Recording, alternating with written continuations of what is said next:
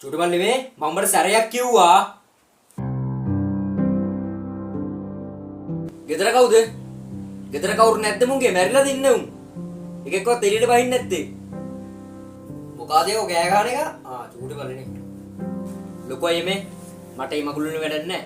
මට අර පල්ලා තියෙන ඉඩම විකුල්ලා මට සල්ලි ටිකක් දෙන්න.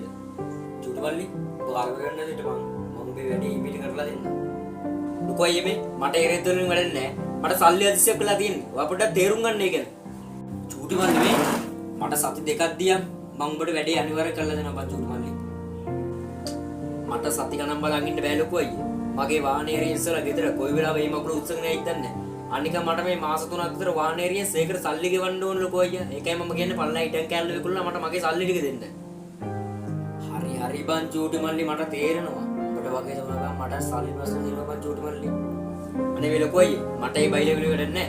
මට අනිත් දවස් සල්ලි දෙන්න. අනික මේ දෙමෝපියෝ කියලා මට මොන රෙද්දක්වත් දීලා නැහැ. ඔයාලට හැම රෙද්දම කුද ගහලා දීලා තියෙන්නේ නේද? ඒක නිසා මට අනිත් දවස් ඉඩම විකුණලා සල්ලි දෙන්න බලාගමු අනිත් දවස්.